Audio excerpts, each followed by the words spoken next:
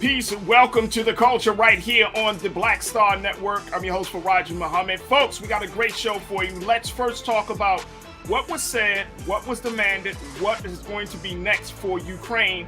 As Ukrainian President Zelensky speaks to Congress this morning, we'll share with you a little bit of what he had to say and break it all down. Also, Wells Fargo has approved less than half of many applications, mortgage applications, primarily from Black mortgage homeowners. What's the implication? We'll be checking in with CRA Baltimore that's looking to reform the banking system across the country. Later, we'll talk about how Senate has officially approved daylight savings time as a permanent time. What does that mean for you and me and for our pockets? We got that and a whole lot more, so stay with us. It's all coming at you right here on The Culture, only on the Black Star Network. Let's go.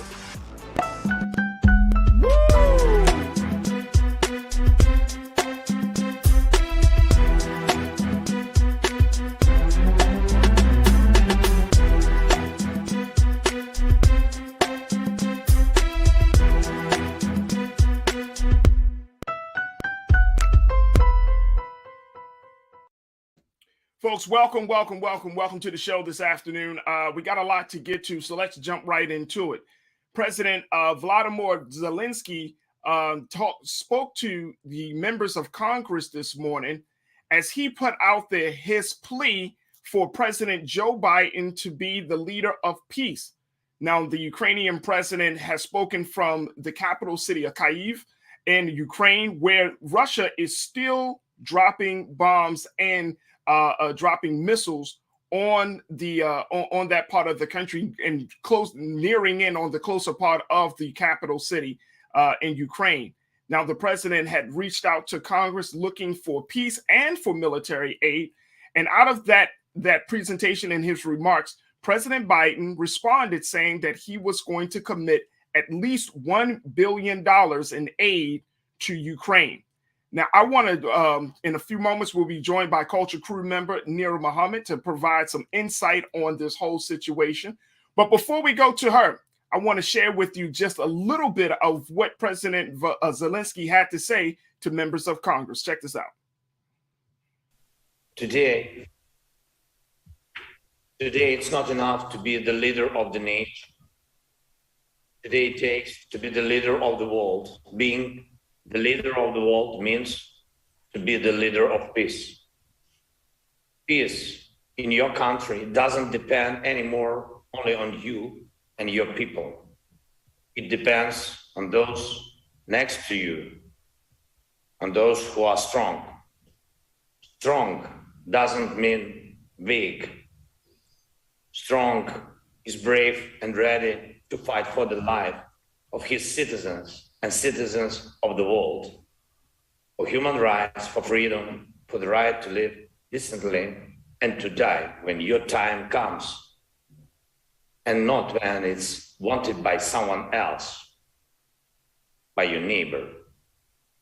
Today, the Ukrainian people are defending not only Ukraine, we are fighting for the values of Europe and the world, sacrificing our lives in the name of the future.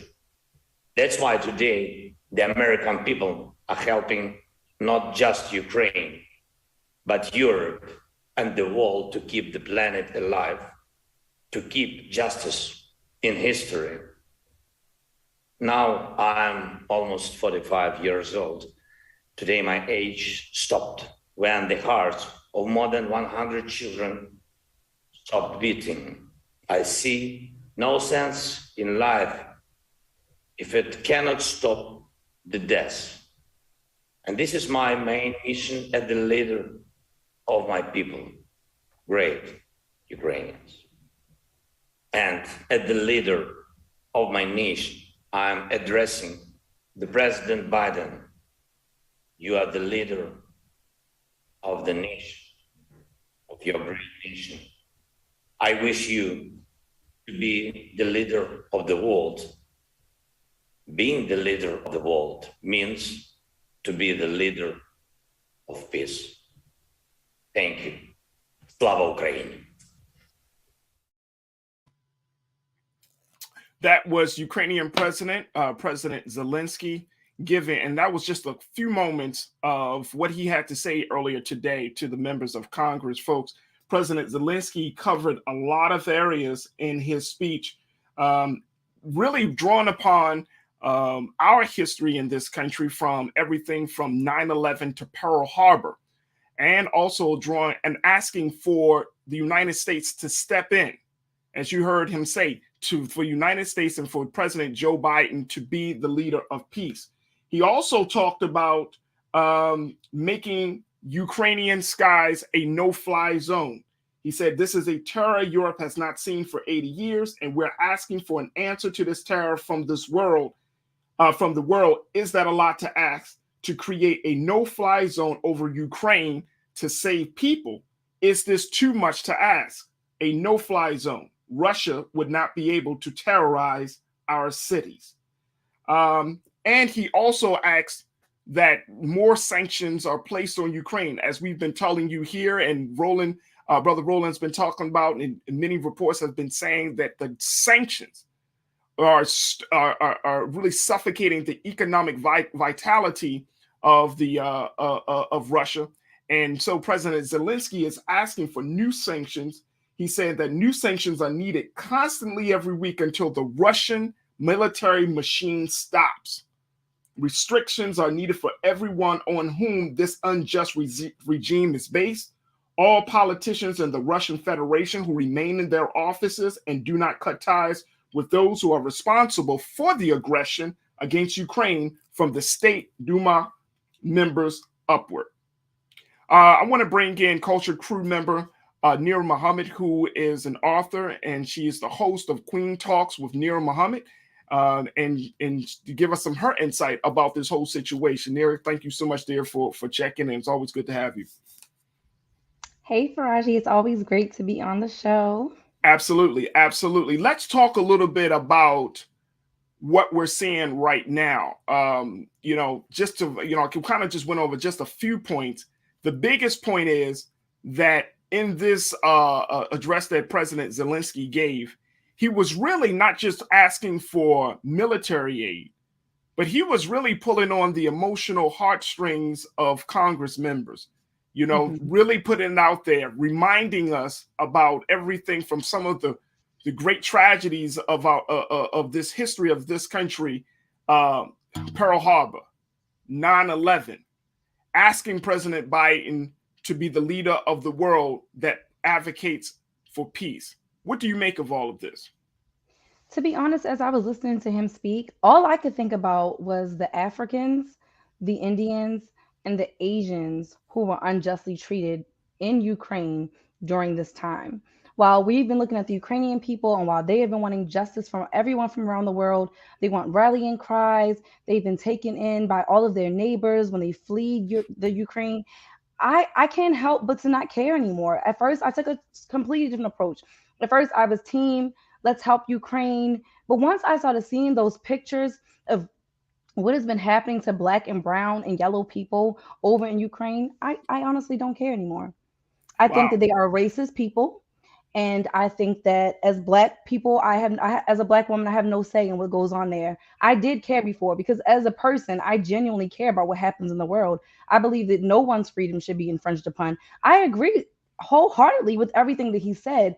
But as I was sitting there, I wondered, does this only apply to white people? And I mean, when you look at a situation, one of the big, I would say one of the outcomes for this whole conflict is the impact that it's making, not just on the Russian people, not on the Ukrainian people, it's on the American public. I mean, from everything from gas prices to all types of, like you're saying, it creates a level of division among the American people, because we're being told one thing and then something else is happening. And it puts everybody, I think it puts a lot of countries in a very hard position, where we have to internally ask ourselves, okay, what are my values in this conflict, or what do I want to advocate for? I mean, it's that's what it sounds like, that the space that you're in as well, that you've taken some time. I genuinely, I would like to see President Biden address it. I want to see other European leaders, African leaders. I would like to see world leaders address the racism that has been taking place in the Ukraine. And I want to hear the president of Ukraine address the racism. I want to hear him address why police officers were beating black and brown people, why they were forcing them off of buses, why they were leaving them out in the cold and in long lines for days. That's what I want to know, because I was all team Ukraine before I saw what was happening. And now, to be honest, I really have checked out of what's going on in the Ukraine. Yes, it does impact us in America. And so we do, to a certain degree, we do have to be involved because, yes, our gas prices are skyrocketing, not just our gas prices, our food, so many different things. All of, we're dealing with inflation like crazy here in America. But I still want to see something be said for the black and brown people. It's all over media.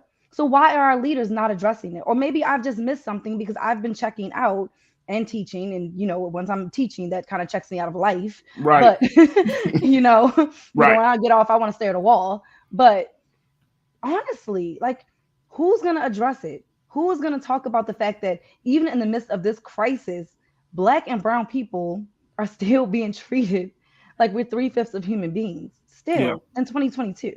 Yeah. These are students who were there to be doctors at that, medical students, engineering students. These aren't, these are some serious black folk, intelligent black and brown people. And this is how they're being treated. Yeah. I'm not okay with that. I need that to be addressed.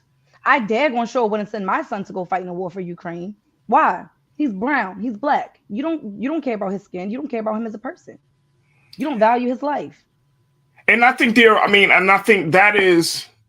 that's one of the casualties of this whole conflict. They said that when anybody goes to war, truth becomes the casualty, right? And so I feel like that is one of the casualties of this whole conflict, which is that was a story that we talked about, and then now it dies out after a while.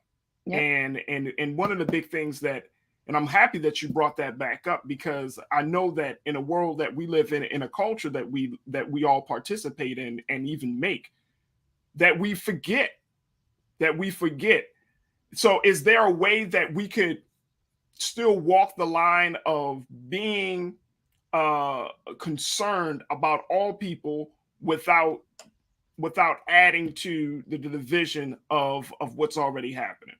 Let me just read something that our great friend Joel just wrote in the chat. Ukrainian border guards separated Africans together with Indians from the rest and directed us to Romanian border, scores of miles away. Aura said, they told us that if we try to push our way through, they're going to shoot us.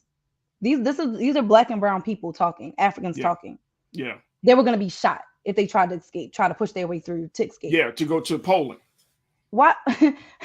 How can I care as a black woman about about anything that's going on with Ukraine when they are telling my people that they'll be shot for trying to get to safety? I don't understand. That's not fair. How is that fair to ask me? That's like an abuser being like, but care about me. Who cares if I'm abusing you? Care about me? Yeah. Absolutely not. I'm tired. I'm 32 years old and I'm tired. To say that I'm this tired of seeing racism, of being privy to racism, of being on the receiving end of racism, of having to see my people go through racism globally. Because I look at us as African people. We are part of the African diaspora, in my opinion. We're all connected. So those are my people. I may not be born on African soil, but those are my ancestors. Those are my people. I have skin that looks just like them. If I were in Ukraine, I would have been right with them. So with that being said, why should I give a flying F-U-C-K about the Ukrainian people when they don't care about me or my people? Let me just share with you what some of the folks from our YouTube chat are saying, and folks continue to post your comments. But Dujima Boutique, hopefully I'm saying that name correctly. Sister is right. Can the U.S. also extend this grace to Haitians, Palestinians, Libyans, Yemens, etc., and all the countries U.S. have violated their human rights? Caden Baseball Footage said, quote, come on, the Africans pillaged their education system and upset that they are not the first out. Should Ukraine get their people out first? Uh, and Brian checked in and said, "Look, I'm neutral. I know the situation is much more complicated between Russia, Ukraine, the West, and China. This is all like happening at the same time. And one of the big stories that, since you're bringing up, they're talking about the great plight of African people. One of the big stories that we're going to be exploring here on the show is that now, because Africa gets a lot of its foods, particularly wheat, and I think Africa imports wheat to Russia, that by the fact that those sanctions have stopped the flow, that there's going to be a hunger issue in the continent of Africa as a result of this. Africa is always impacted. Yeah. Yeah. We're always impacted, just like we as American people are impacted by this nonsense. This is not me saying that I don't care about people. If anyone, like when we talked about Ukraine, when everything was kind of first popping off, if anyone goes back and watches that show, that episode that I was on, I was down for Ukraine. I was down for aiding Ukraine in any way that we possibly can. That was before I saw what was happening. And I feel like I have every right to change how I feel based on the treatment of my people. The same way Ukrainian cares about getting their people out first, I have every right to care about the fact that my people, not only were we not able to get out first, we were told that we'd be shot. We were starving. People were dropping down from hypothermia, cold. That is inhumane. You are asking for people to be humane, but you are not showing humanity to other people. That is a conflict, a contradiction. You're a walking contradiction. You as a president got on there begging for people to be humane. You want to pull on our heartstrings. Well, guess what? You did, but not in the way that you wanted to. Because my heartstrings are sad and they are being pulled for the African, the Asians, and the Indians who are unjustly treated in Ukraine. And who I bet you they've been unjustly treated in Ukraine. If you look up the racism scores for around the world, Ukraine and Russia both are at the close to the top for being some of the most racist countries in the world. Absolutely not. Absolutely not.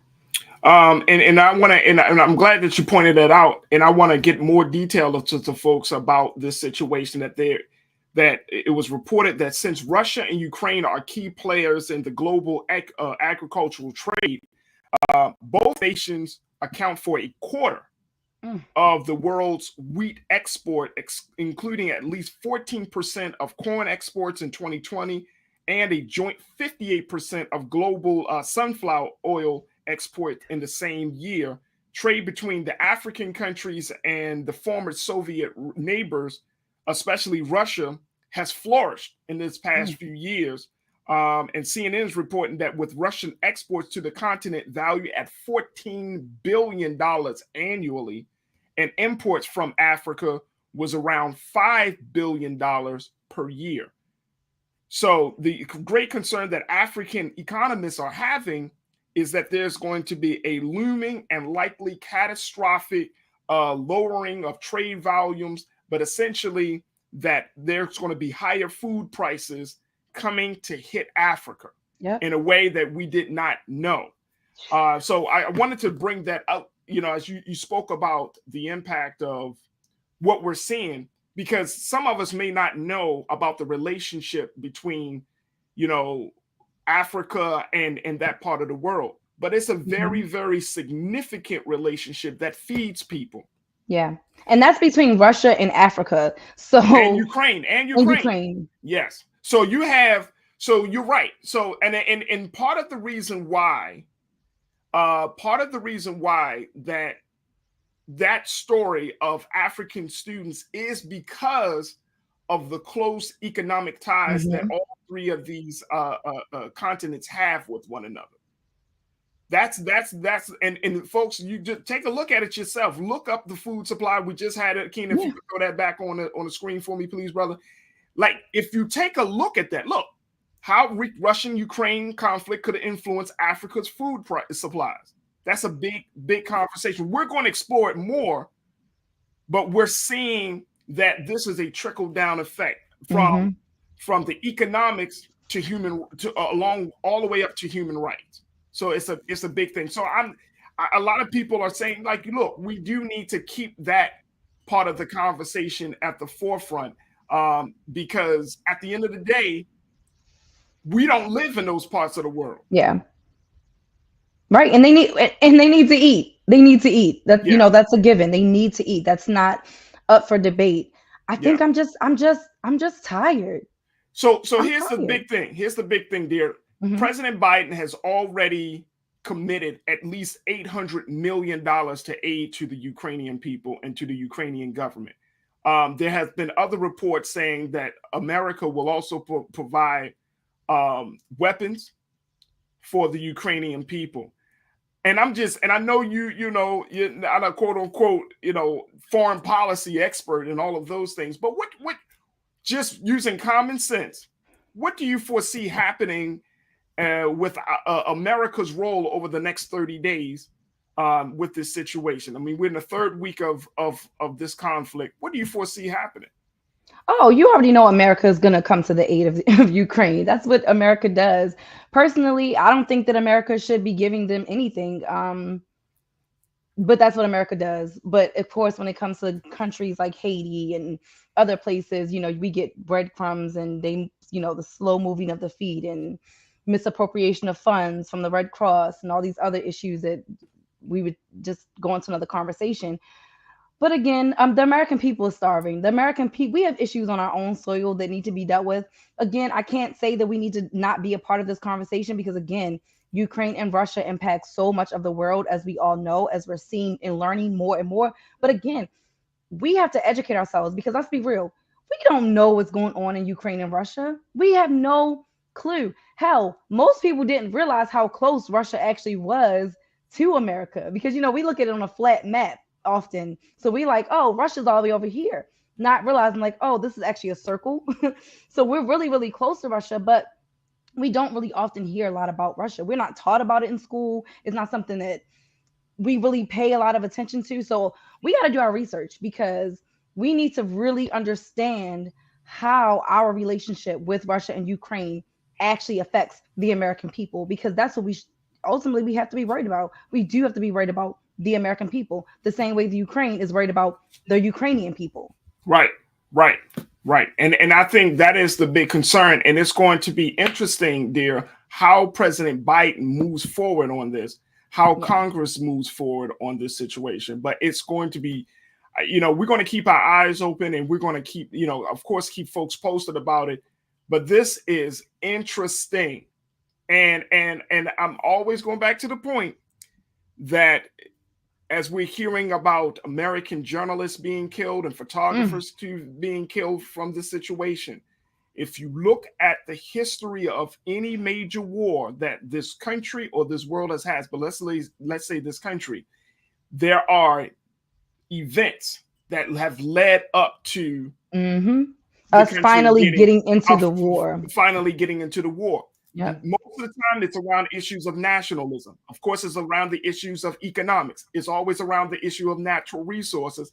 And it's around the issue of, like the death of an American or the death of a number of Americans. So when we see all of these things happening, it's going to be highly, highly important that all of us keep our eyes open and not just think that that's over there, we're over here. Yeah, I agree. Over there can soon visit us over here. Well, I mean, Farajii, it's already affecting us over here. We're already I already seen memes about people riding on scooters or riding on a horse because of like gas prices are out of control. We saw it with even our food supply. How much does it cost for a pack of chicken? The amount of money that I've been paying for chicken, y'all, I never thought I would pay for chicken, but I'm buying it. I'm still gonna buy that chicken, no matter how much it costs. I'm not gonna lie. I am black, but like these things are affecting us. We cannot pretend like they do not affect us. But I can tell you one thing: this beautiful brown body will not be fighting in any European war. Period. That's all I'm gonna say. All right. My tax dollars might have to go to it. I have no control of where my tax dollars go, but my body, I got control of where that goes, and I will not be fighting for any white man's war. Period. All right, there it is, Nir Muhammad. We got to take a quick pause. When we come back, let's switch gears, folks. Let's talk about Wells Fargo, how they have approved less than half of mortgage applications for Black homeowners, and how their history continues to show the great discrimination of home ownership in America. We're going to be checking in with the coordinator of CRA Baltimore, Jules Dunham, to give us some insight about how the banking system can possibly take accountability and be reformed. So stay tuned for that conversation. We got a lot to get to in the second 30 of The Culture right here on the Black Star Network. We'll be right back.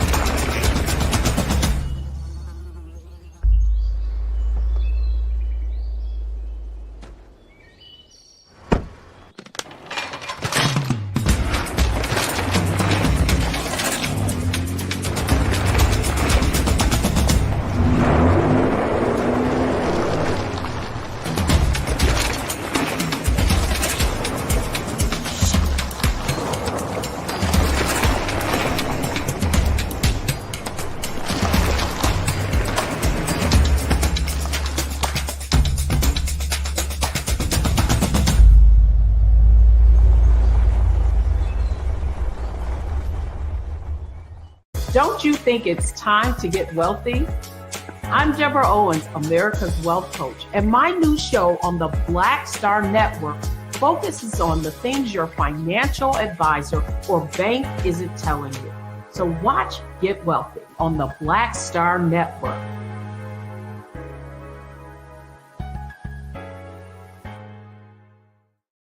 Pull up a chair, take your seat. The Black Tape with me, Dr. Greg Carr, here on the Black Star Network. Every week, we'll take a deeper dive into the world we're living in. Join the conversation only on the Black Star Network.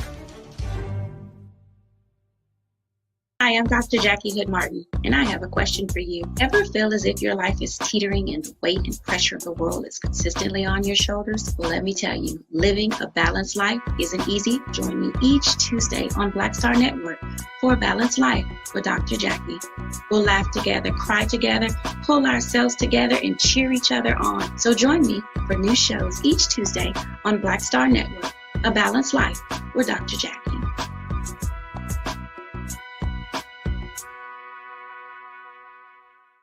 Folks, Black Star Network is here. Oh, no punches! I'm real revolutionary right now. Support this man, Black Media. He makes sure that our stories are told. Thank you for being the voice of Black America, Roland. Stay black. I love y'all. All momentum we have now, we have to keep this going. The video looks phenomenal. See, there's a difference between Black Star Network and Black-owned media and something like CNN. You can't be Black-owned media and be scared. It's time to be smart. Bring your eyeballs home. You dig?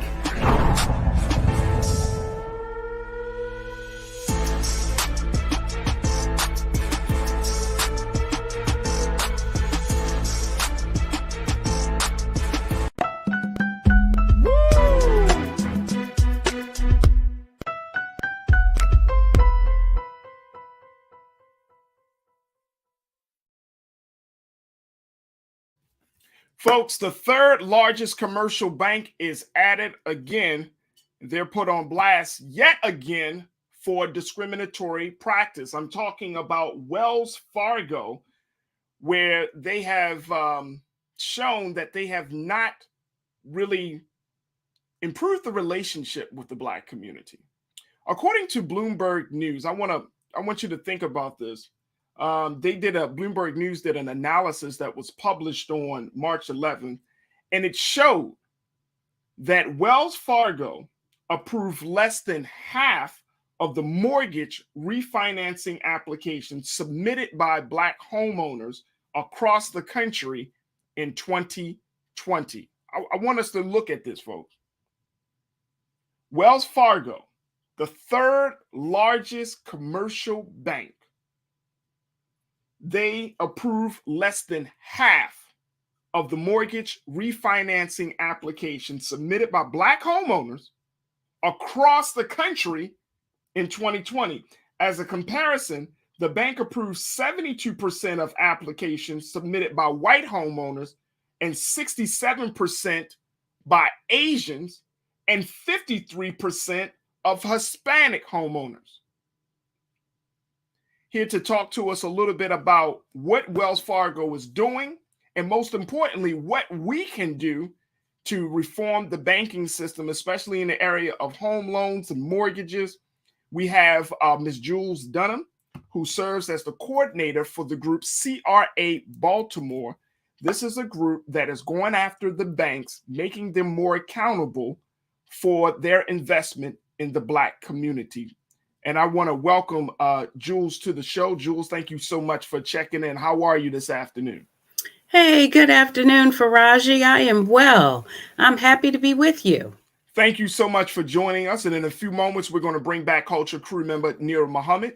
But Jules, I put up that data to let people know here is a bank that we all know. And in case anybody was, forgot about, because I know, again, this is the culture where we forget about things.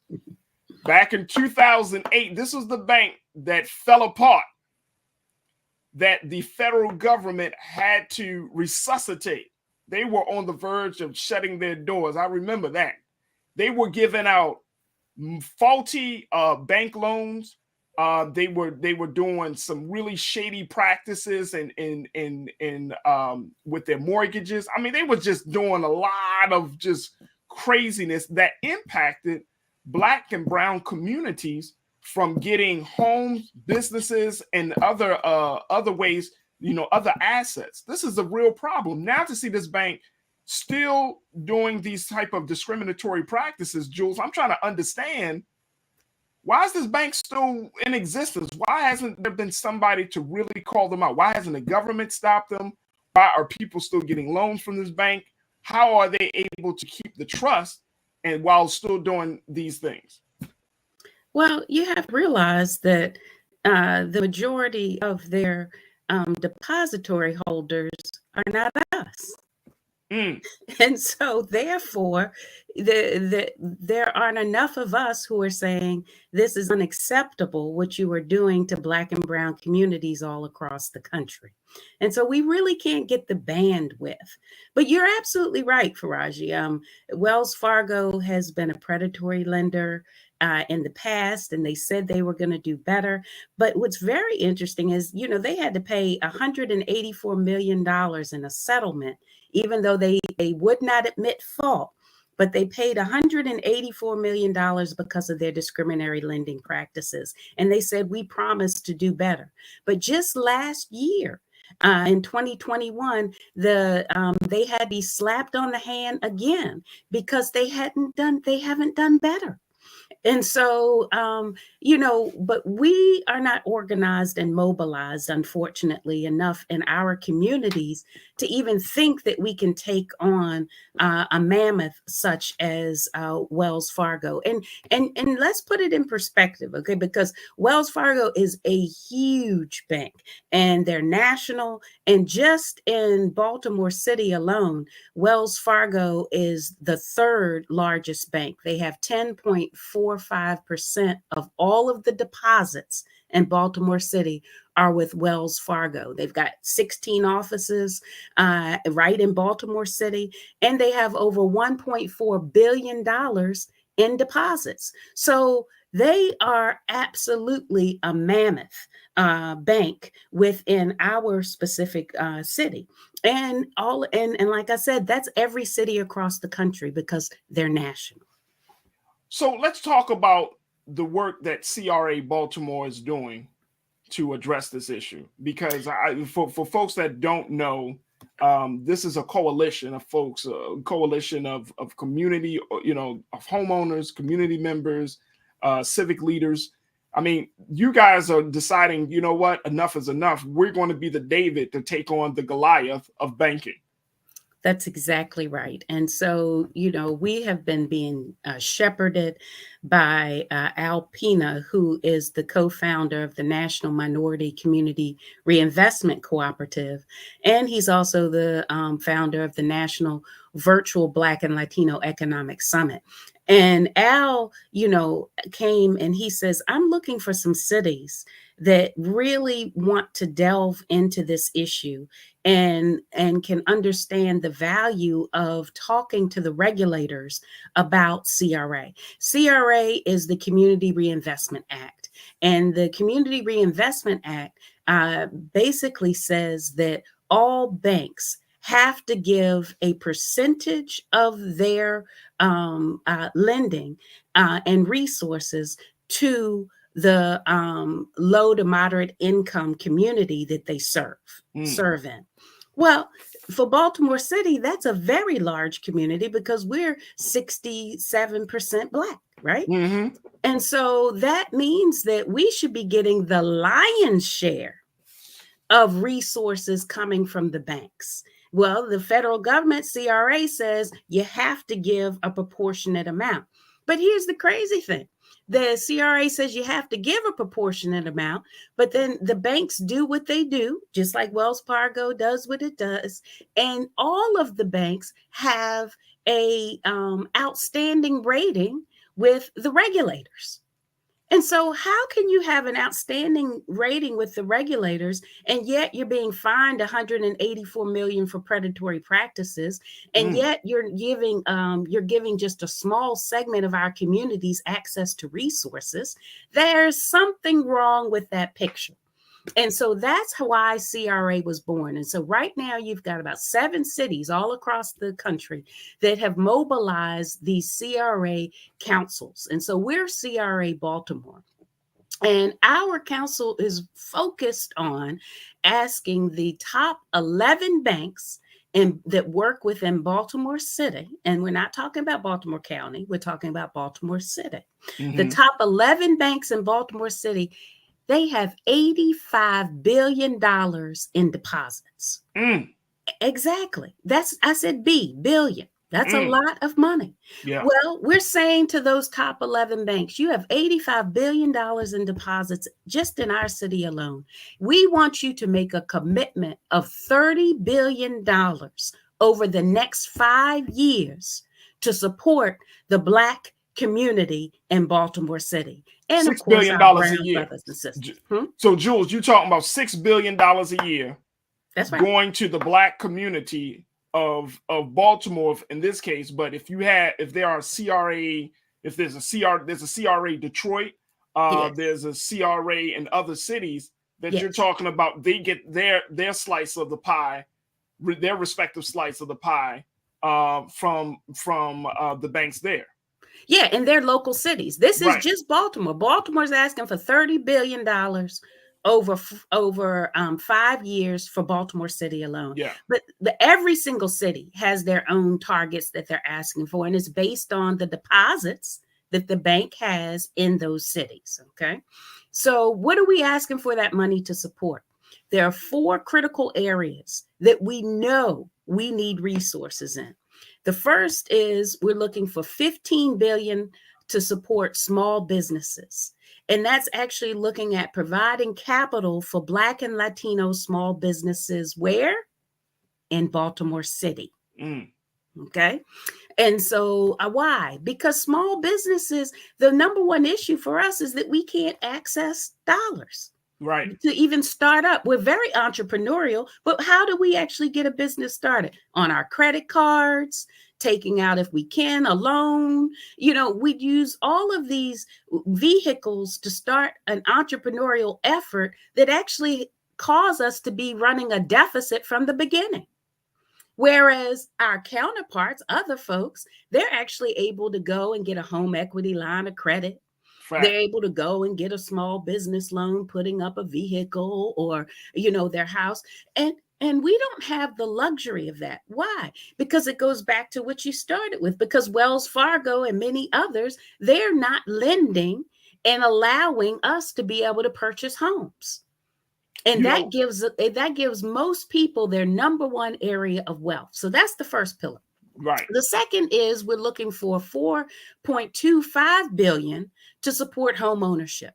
And that's providing access to Black and Latino families to be able to own a home, so that they're now going to be able to have the upside and be able to get equity. And what does equity provide for us in the Black community? It means that you may be able to send your child to college. It means that you actually may be able to purchase a second home. Oh my goodness. And actually take advantage of having an income producing property within and develop a portfolio. It may mean that you can get yourself out of debt. But others have that luxury and we don't. And we need to increase the home ownership for Black people in Baltimore City, especially. The third area where we're seeking dollars is we're asking for $10 billion for housing development. That's increasing affordable rental and for sale housing that is done by Black and Latino developers. We have a host of developers in the city. The number one issue that they have is access to capital.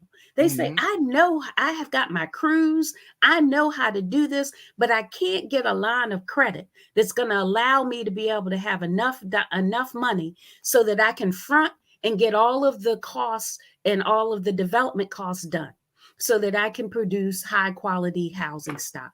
And what we don't want is for others to come into our community and take advantage of the upside. I commend, Mayor Scott for his $100 million initiative to rid us of blight. But what I want to see connected to that initiative is that Black and brown developers will be the ones that are actually renovating and bringing back online these houses in Baltimore City. Lastly, fourth pillar. We're asking for $75 million for building capacity. And that's for providing grants and investments to deliver increased community products and services. So we have phenomenal nonprofits all across this city, and they're run by Black and brown people, but they are underfunded, underinvested in. And so we have to be able to get money that is going to be able to be pumped back into these nonprofits so that they can actually do what they do at a larger scale. Yeah. We've got United Ways of the world. They get $10 million grants and we get $10,000 grants. Right.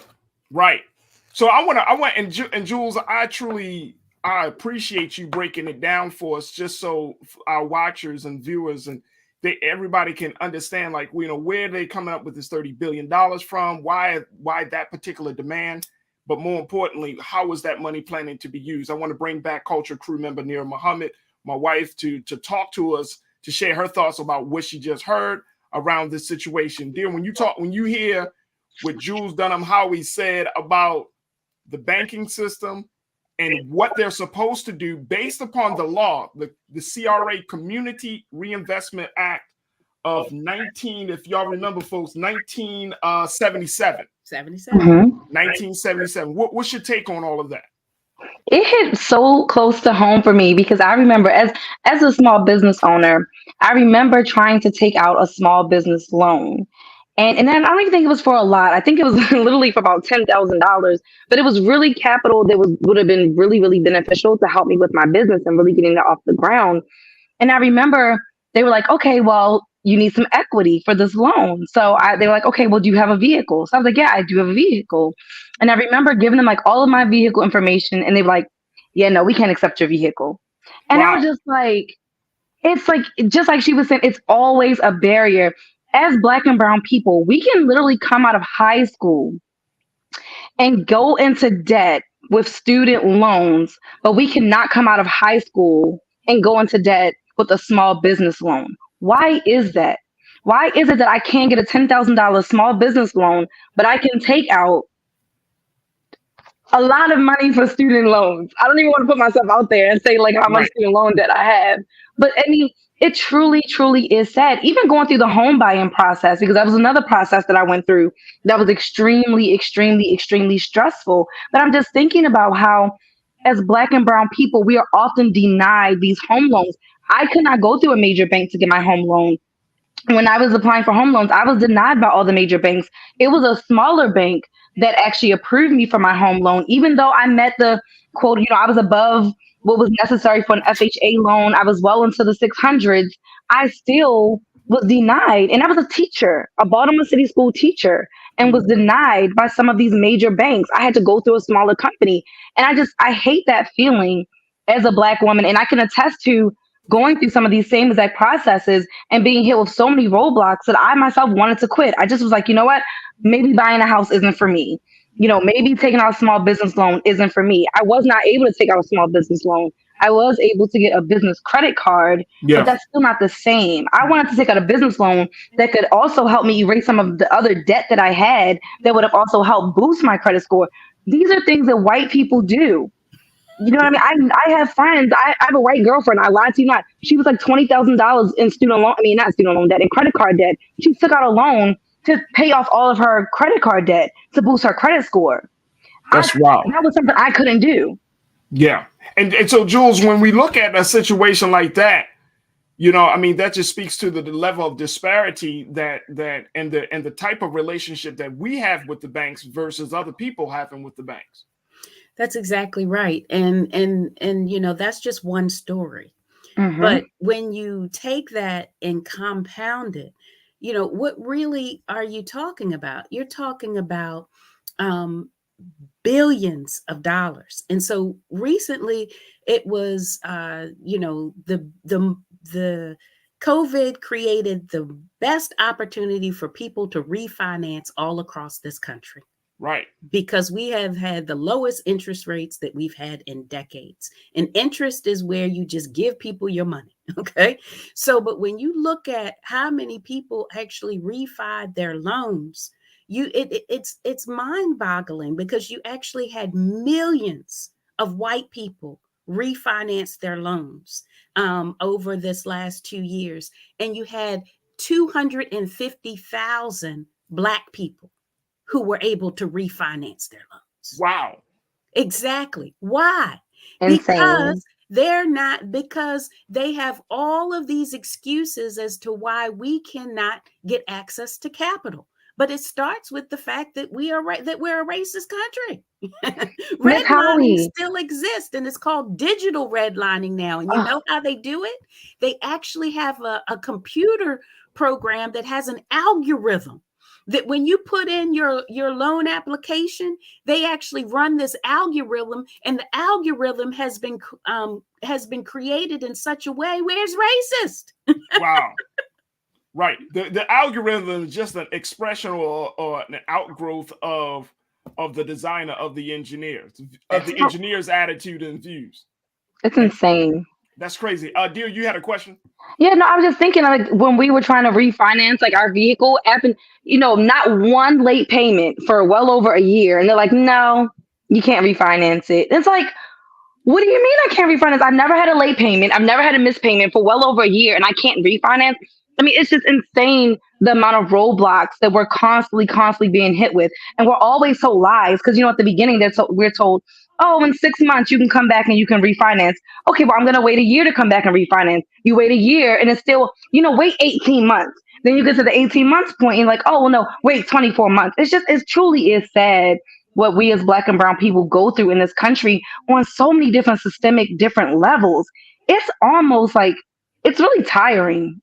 If I'm being it's so tiring. I mean, absolutely. Absolutely. So Jules, what do you recommend that we should do? Because people are looking at this. When you're talking about the banking institution, you really are talking about Goliath. Yes. This is the same institution that you already pointed out the numbers, billions and billions of dollars that come from the deposits of Black and brown people in specific. So what do you recommend that we do? How do we organize to make banks accountable? And most importantly, how do we make sure that we get the investment that we deserve rooted and based on the law that was made by Congress? Well, I'm glad you asked, because you have to get to the place where you actually do come up with solutions. And so CRA Baltimore is an accountability watchdog coalition made up of organizations all across the city. And we invite you to be a part of our coalition force and check us out, crabaltimore.com. Sign up to get on our mailing list. We have hundreds of people on there right now. And we actually are going to be bringing the banks to the table annually and doing an annual report card to let people know how well they're doing with the commitments that they've made to Baltimore City. So it starts with us keeping our eye on the prize. We have to make certain that we hold them accountable. And what they like to do is put a little shiny object in front of us. Oh, well, we gave this 500,000. We gave this 10,000. Well, no, I don't care about that. We've asked for hundreds of millions of dollars, and we are deserved those hundreds of millions of dollars. And we're going to make sure that you're held accountable for providing them to Black and brown people in Baltimore City. But here's one of the other things that we need to do from a policy perspective.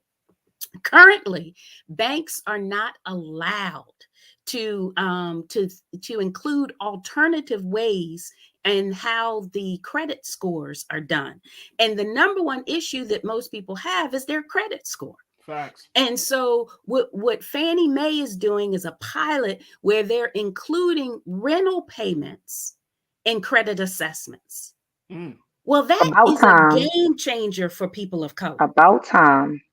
And so what we need to do is push that this is not just Fannie Mae, but that all banks, the regulators, we have to push the regulators to be able to say all banks should have the ability to take into consideration alternative ways as they are making their financial decisions. And so the alternative way, we want them to think about rental payments, a person's rental history. You see how they're now trying to get creative with letting your BGE payments count to help you boost your credit score, and other payments to help boost your credit score. It's about time, because the one thing that we do as a community is spend money. Right. And so the money that we spend should be helping us build a strong credit profile. Well, let me tell you, we got like a minute left, Jules. Considering that Wells Fargo is on the hot seat once again, CRA Baltimore is actually planning to meet with Wells Fargo, you said, very soon. And for about 30 seconds, or you already met with them. What came out of that conversation at that meeting?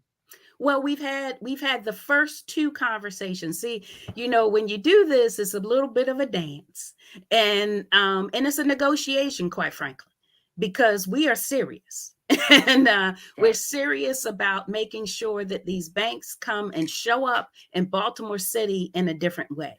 And so we're still in the dance with Wells Fargo. We've had our first two meetings, but I'm going to tell you, one of the banks that we're meeting with, we have a monthly meeting set up for the next 6 months, because that's the level of the negotiation. You see, we got all four of those pillars. We're asking each bank to give us a commitment in each one of these pillars and to give us an overall number.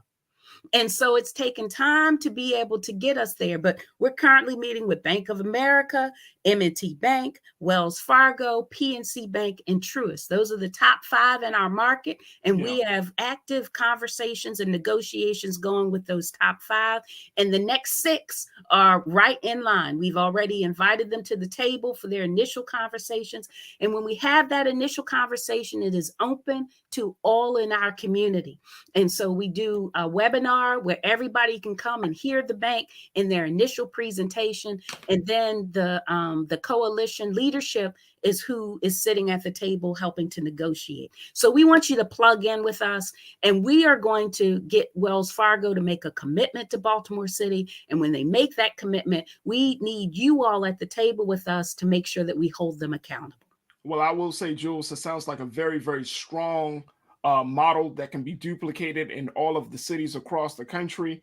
And I'm happy that somebody is bringing the banking system to the carpet, pulling them up and saying, look, you're not doing enough. We know that banks are making, they just getting so much money off it. They just ripping rich off of us. But it's so good to hear that there are a group of concerned folks, Black folks, that are saying enough is enough. We'll certainly bring you back on, because as much as we talk about what Wells is doing, there is still a lot of conversation about the top post among the feds with the banking system on that level. So we got to bring you back, Jules. But I appreciate your time and for everything and the great work that you guys are doing.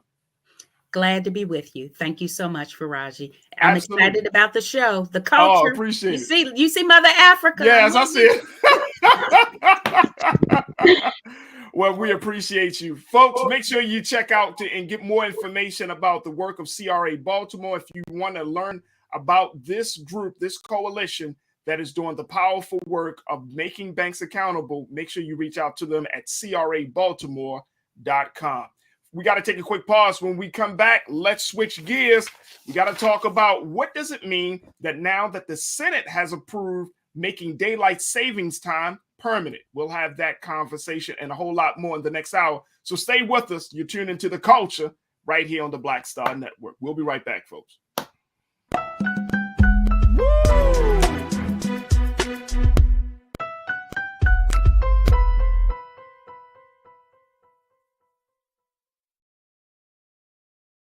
Don't you think it's time to get wealthy?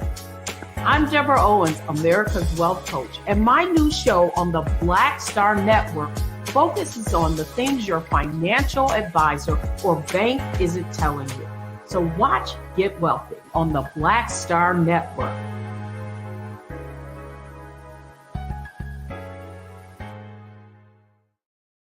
Hi, I'm Dr. Jackie Hood Martin, and I have a question for you. Ever feel as if your life is teetering and the weight and pressure of the world is consistently on your shoulders? Well, let me tell you, living a balanced life isn't easy. Join me each Tuesday on Black Star Network for A Balanced Life with Dr. Jackie. We'll laugh together, cry together, pull ourselves together, and cheer each other on. So join me for new shows each Tuesday on Black Star Network, A Balanced Life with Dr. Jackie.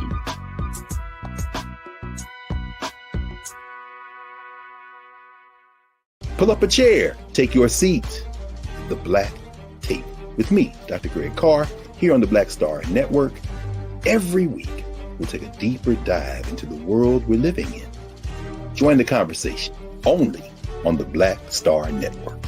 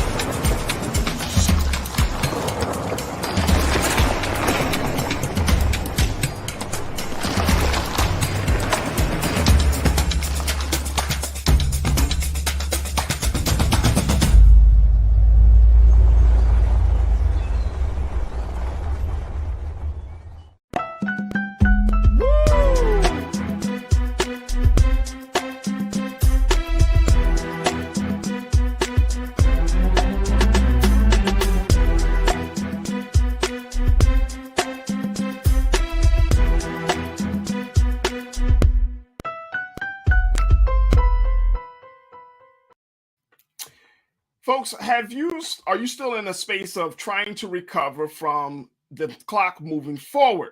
Well, if you are, you're certainly not alone. Now it looks like that Congress has decided to do something that instead of us shifting from back to forward, that we just stay in one place, one time, all the time.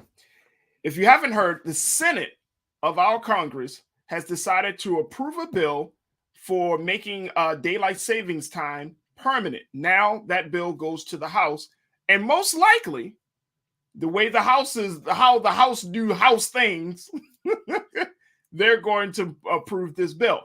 And so that means that the time that we are working from at this moment, this particular moment right now, folks, will stay the same. And that come 2023, that we will no longer do the biannual switching of the time. Now, what does that mean for us?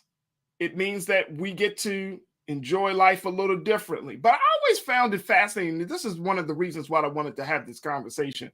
I found it fascinating that we are living in a time where we can adjust the clocks or try to regulate time to fit our interests and needs. I want to bring back Culture Crew member Nira Muhammad, who is an author. She is also an activist, and she serves as the host of Queen Talks with Nira Muhammad, the podcast that can be heard on all podcast streaming platforms. Nira, thank you so much, dear, for checking back in with us for the second hour. Always a pleasure, Farajii. Sounds like I'm having a little trouble there. You're having a little trouble there. I see that. You actually, we talked about this, and you were like, dear, I am still trying to keep up. I'm still trying to catch up an extra hour. Like, you felt this hour this year. I feel it every year. And I think as educators, we feel it every year. Monday, half my class was late to school on Monday. Let me just say that. I was not surprised though, because they're forced to literally wake up an hour earlier than what their bodies are normally used to waking up. So the fact that like half my students were late to school on Monday, I was like, you know what, guys? I feel like this is just a late day. We're just going to start off a little late today because we're all feeling the brunt of daylight savings time. Heck, a fight happened in my classroom on Monday. I was like, you know what? I'm blaming all of this on daylight savings time and the full moon that's coming. Right. I'm definitely feeling the brunt of it. So you're feeling brunt, and you're gonna feel all types of ways. What is the thing? Because you're what do they call it when retrograde? That's what it's called. Yes, we're not Mercury retrograde right now though, but we will be in full moon, and I can tell.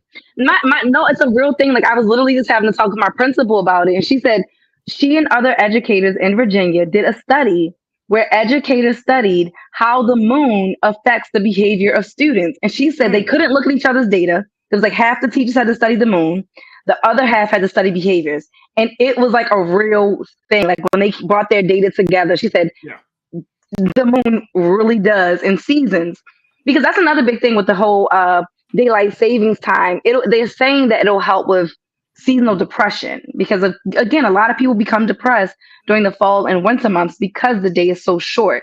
Mm-hmm. I am all for just keeping it where it is, not moving it back. Because once it doesn't go back, you won't feel the difference. Once you're like a couple months into daylight savings time, when we spring forward, you don't really notice it anymore. I am all for the days being longer. Like when the day gets dark at like 4:30, it feels like it's 10 o'clock at night at 5. And I think that probably has something to do a little bit with why people gain more weight during the fall and winter months, because you're eating dinner earlier because it feels so late. And then you're like, I'm hungry. And you're like, but it's 10 o'clock. But it's felt like 10 o'clock for like 5 hours. You know what I mean? But when it's light outside, you notice we eat dinner later because it doesn't feel so late. So I feel like we're actually eating less during the spring and summer months. Isn't that kind of crazy? It's very crazy. It's very crazy. And I think that it's important that we understand, like back, just to kind of give you folks a history on this situation. It was back in 1966. Where Congress passed what they called the Uniform Time Act. And that particular act allowed daylight savings time to become the law.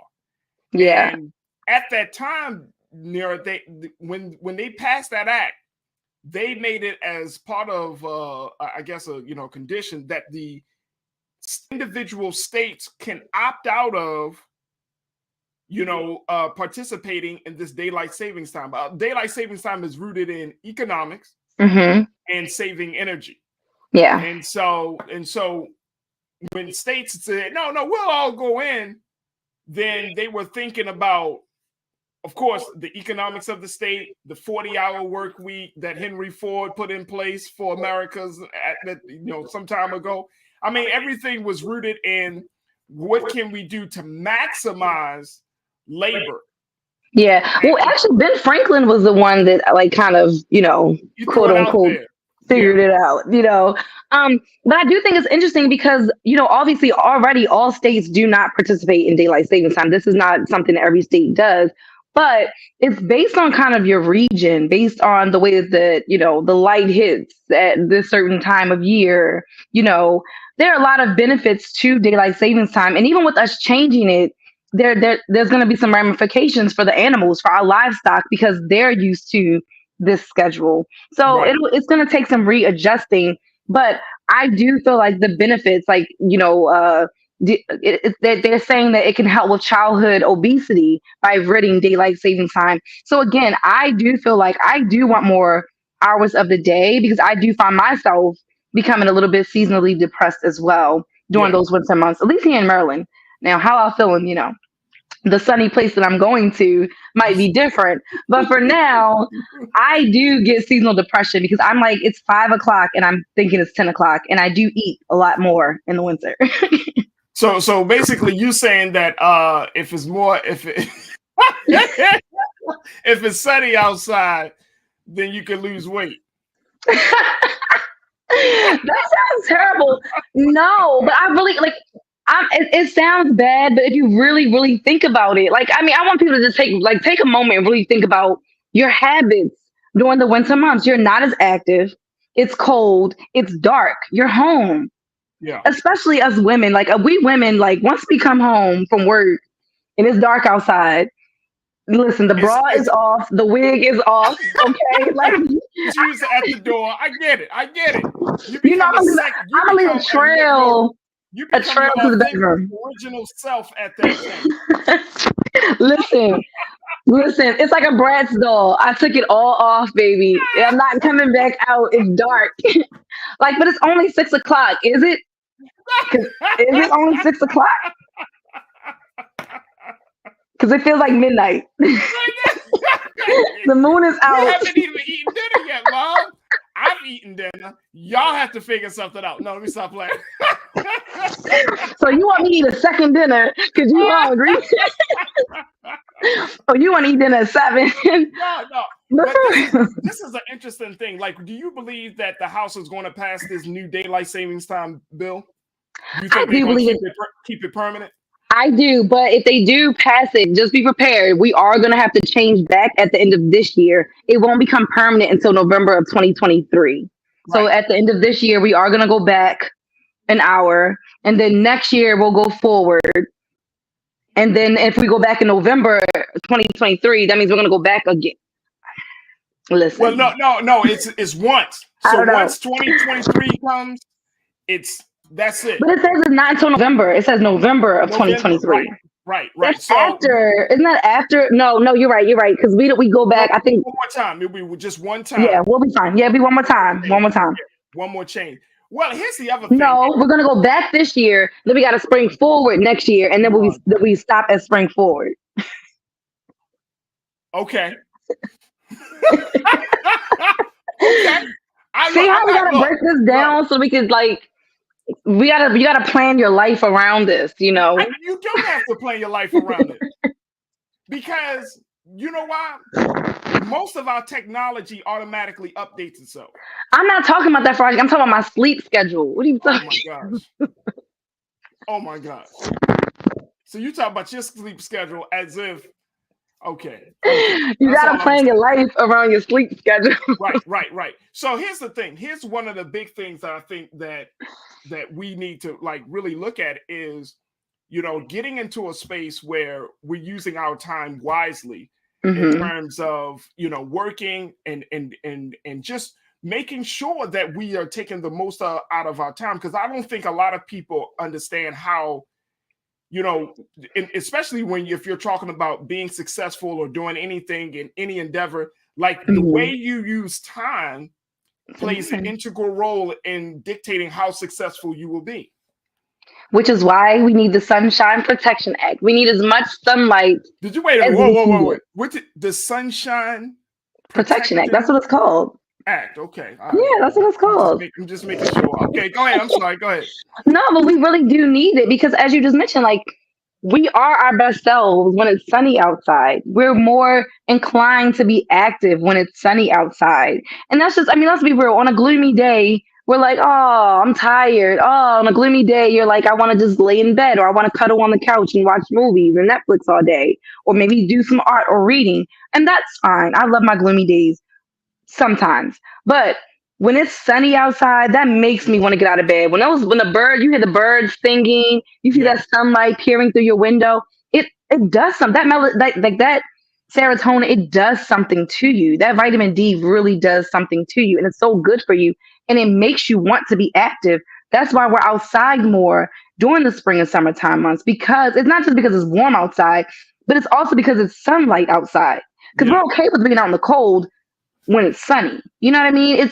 There's something to that. Like, the sun really does make you feel better, and it makes you more productive. When it's dark outside, I'm gonna be in the house early. Right. Being in early. All right, folks are checking in. McCole checked in and said, look, they need to keep daylight savings time. I prefer more sunlight. Who doesn't? McCole, I'm with you 100%. You know, I personally, I love windows. I love opening windows. I want the sun to hit every square inch of my home. I just love windows. I love the sunlight. And I know that, to your point there, that it does do something to your mind. But I think that we also need to preface that you, even on gloomy days, you have to find a reason to smile and to shine. Oh yes, I love gloomy days. I found reasons to love gloomy days, i.e., reading, laying in bed, eating on the couch. That's my gloomy day thing. But honestly, no, there's something to that sunlight. There's something to even just the way that it makes you feel. You know what I mean? Like, it's something to what it does to your body, to your skin, just everything about it. So I am all for the Sunshine Protection Act. I love the idea that it's not going to be dark as I don't know what at 5 p.m. And I'm curious to see what it's going to look like. Now, I don't know if I'm going to get to experience that, though, because of where I'm moving to. But when I do come back to Baltimore in the fall, I'm curious to see how it looks, because right now, all I do know is that it gets really dark really early. But I'm excited to see what that's going to look like when they, don't change it back. Well, you know what? Here's the other thing. You're not the only one. McCole, you're not the only one. I'm not the only one. According to a poll that was conducted back in October of last year from the Associated Press and the Newark Center for Public Affairs Research, they said about 3/4 of Americans recently said they would prefer not switching back and forth between standard and daylight saving time. For sure. The experts have also said, and you spoke about some of the consequences in terms of mental health being one of the big ones, but sleep disruption and a temporary uptick in traffic accidents. Oh, and crime. They said it's not by not changing it, we also cut down on crime as well, which I thought was very, very interesting. That by not going back, and again, and I don't know if that has something to do with it being dark outside. Do more crimes happen when it's darker outside? I don't know if that correlates to why they believe the crime will go down. I think that's really interesting. 48 years ago, dear, they tried to make this happen. This was during 1973, about 48, 49 years ago. President Nixon, he signed a bill into law which pushed the U.S. on a daylight saving time for 2 years. He said the law went into effect on January 6, 1974. People thought that the law sounded good on paper. They liked the idea. The public, we love the idea of avoiding confusion and frustration. But what happened was sunrises became at 8 a.m. or later in the middle of winter. And then in some areas, some rises could be as late as 9:30. Yikes. Now, again, President Nixon did this for 2 years. So that's the other side of this conversation, folks, that some things are going to be switched. And if, for example, you are an educator, you are a teacher. We know that school starts in you bring the side all that. I guess you know where I'm getting to, right? Because I'm trying to envision how that would look in like just think about Baltimore where we are when we go back an hour. I feel like when I have to wake up, it's mad dark outside. So I don't feel like that will be our issue. Yeah.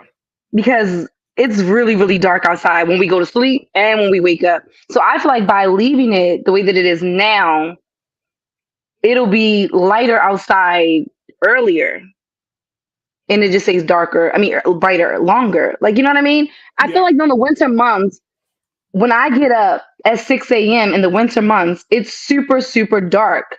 But with time going forward, now I'm waking up at 7, it's bright outside. Oh, yeah. So I mean, if you're talking about from an educational standpoint with children standing on bus stops waiting for their buses in the middle of the morning. I don't want it to go back because when it goes back, they're outside in the dark, in the cold. Yeah. Yes. Yeah. And in Baltimore City, and I think across a lot of urban cities, our children don't have the luxury of having a yellow bus come pick them up in front of their home. No. I know my 15-year-old brother has to catch literally 2 buses to get to school in the morning. And what time is he usually out there on the bus stop? He hates going out there really, really early in the dark by himself. So he's late to school sometimes because he doesn't want to go out there at 6 o'clock in the morning. He'd rather go out around 7 where it's lighter outside. But that's causing him to be late. So I've kind of gotten on him about it. But I do understand him not wanting to be outside so early in the dark by himself because he's really small. Yeah. But, you know, and he's trans. But still, so it's like, you know, I get it. And then even like just knowing that my students have to take more than one bus to get to school, I would prefer for them to have more daylight in the morning than even in the evening, because that's when they have to be out there in the dark. Well, let me just tell you, folks, when Richard Nixon did it, like, again, he did it, people were applauding him. Oh, man, this sounded great. When it started to interfere with what we considered to be sunrise and sunset, when it started to disrupt school schedules in some cases, even in terms of religious in religion, of course, like the holy month of Ramadan and during Islam, you know, you have daylight, you have sunrise and sunset. I mean, those type of things are being affected. Public approval, when Richard Nixon put the law into action, his public approval for the law dropped severely and rapidly at that time from 79% in December of 1973 to 42% in February of 1974. I wonder though, which part of daylight savings did he leave it on? Did he leave it on fall back or spring forward? Yeah. Because that also makes a difference too. Do you leave it on fall back or do you leave it on spring forward? Well, at that time, by October of 1974, according to the history, Congress reversed course and put the country back on standard time for 4 months of the year. Oof. And see, you know, and I mean, at first, when we first think about this time situation, at first it's like, oh, just put the clocks forward. But look at the domino effect that it creates when you just put the clocks back or put the clock forward. Look how many adjustments we all have to make, from children to religion to eating to everything that we do. Every element of our life is based upon time. Yeah, I hate it. To be honest, I don't like it. I don't like having to... I like it in the fall. Who doesn't like it in the fall? Because you're like, yay, I get an extra hour of sleep, quote unquote. But I hate what it does to my body in the spring. I hate that. I hate losing that hour of sleep. You feel it so much. You really feel it on Monday morning. Or, the people that work overnight. Could you imagine being at work and time goes, like, you know what I mean? Like, now you got to be at work an extra hour. And you're like, dang, like, this is some bull crap. Or you got to be to work an extra hour early. Then you really feel it. So for those of us that work, we really feel it. If you're not like at work or at school, then you're like, whatever. But for students, we feel it. Again, my students definitely felt it. They were, half the class was late to school on Monday. They're like, Miss Muhammad, I'm tired. Like, everyone was tired and sluggish and moody on Monday. Monday was not a good day. I'm just saying. Right. So if we had a chance to talk to any lawmakers right now, what would you say to them about this issue? I would simply say I think that they should just go with daylight saving times, leave it as it is. We don't need to fall back in the fall, and I think we should just leave it as it is because it really does impact students. Let us just get used to one thing instead of kids and adults having to literally change. I mean, again, we just talked about how this affects our mental health, how it affects our sleep, how it affects our physical health. It affects so many different areas of our lives. Let's just try it out and see. Biden already got a low approval rating as it is. I mean, can this really hurt him anymore? It can because you know it's a cultural thing, and you and I both know that when any cultural topic or cultural issue, it sometimes outweighs the very hardcore issues. You know what I mean? Like, you know, I never forget being told, you know, you could do a lot of things. For example, as a politician, if you're a mayor or a council person or alderman or wards person, you know, the big thing that I learned that you could talk about gun violence, you can talk about schools, as long as you keep people's trash picked up and their snow removed when when things happen, right? It's like those are what they call constituent services. Those are the mundane things, like something like this. And like I just said, this has happened with Richard Nixon. Like people will literally say, "Oh, we all for it," and then a couple of months later say, "Oh, this is a terrible idea," and then go to the polls in November and be like, "We got to get the Democrats out because they like every time." Some like the day not starting until 9 a.m. I'm for that. No, I'm for that. But a lot of people are not. I'm not.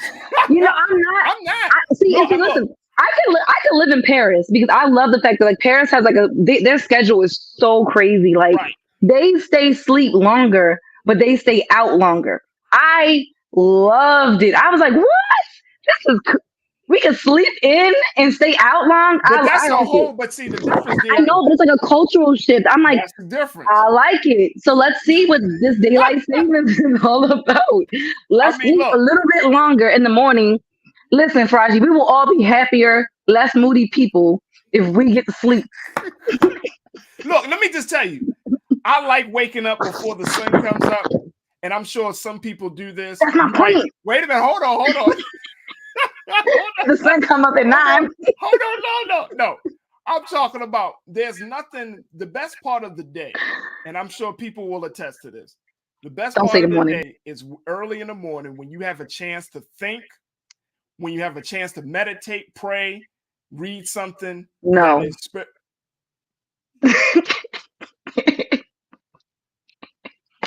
That's the best part of my day is when my kids are in bed. The house is quiet. Not a creature is stirring, not even a mouse. I'm an old Christmas song, baby. I'm an old Christmas carol. Look. I like it when it's quiet, it's dark. I like listen, I'm all about the moon. I call like my book that I'm writing is called I Am the Moon. So clearly you are I like night. Yes, you are the moon, boy. You pull a tide, you pull the waters, everything closely. I love the nighttime. I love the daytime too, but I love sleeping. Right. I don't mind it. I love relaxing. But I really do appreciate those moments early in the morning. It's just something. I'm messing with you, Farajii. You know I'm a writer, so I'm up early writing. I use those hours for writing, but I don't want anybody else up. And look, let me tell you, I was told that the most creative time of any day is between the hours of like 3 and 6 a.m. I can see that because I definitely have gotten a lot of writing done at like between like 3 and 5 in the morning. I'm just like busting it out, but that's because everybody else is asleep. Right, exactly, and you can hear yourself think. Right, you can hear yourself think. All right, look. Well, it's time for us to end this segment. Oh man, okay. I thought that was a smooth transition, but I guess it wasn't. All right, we gotta take a quick pause. We got to take a quick pause. When we come back, let us get our bearings here and talk about something that's very, very important outside of time, which is the silent killer, diabetes in the Black community. We're going to check in with actor and producer and advocate Julian Bertano to get his take about how we can stop this silent killer from ravaging our community. Stay with us. It's The Culture here on Black Star Network.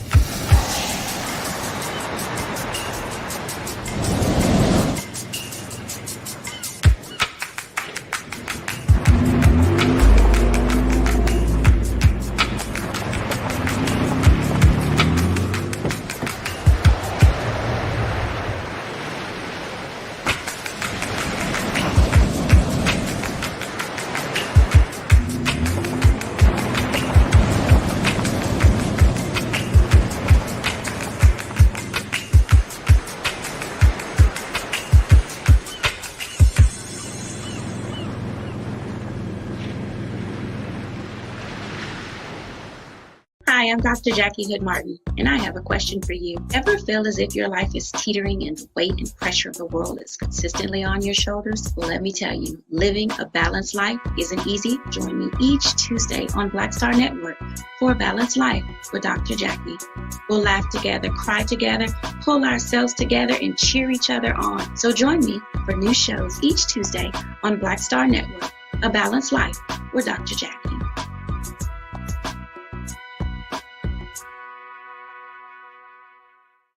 Pull up a chair, take your seat. The Black Tape with me, Dr. Greg Carr, here on the Black Star Network. Every week, we'll take a deeper dive into the world we're living in. Join the conversation only on the Black Star Network.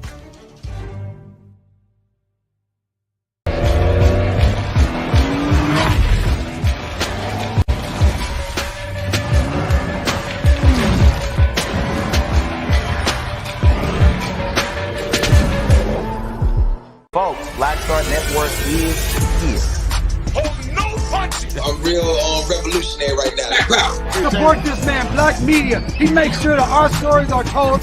Thank you for being the voice of Black America, Roland. Stay black. I love y'all. All momentum we have now, we have to keep this going. The video looks phenomenal. See, there's a difference between Black Star Network and Black-owned media and something like CNN. You can't be Black-owned media and be scared. It's time to be smart. Bring your eyeballs home. You dig?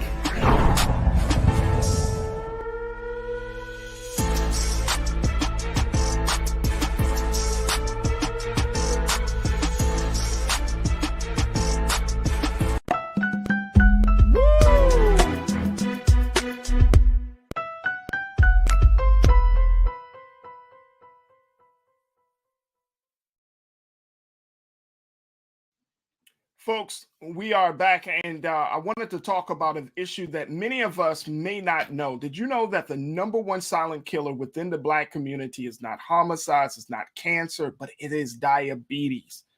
And here to talk to us a little bit about the impact of diabetes on the Black community is actor, producer, and advocate Julian Bertano, going to give us some insight about the work he is doing to bring awareness to this issue. Julian, thank you so much for checking in. We truly appreciate you and your time today.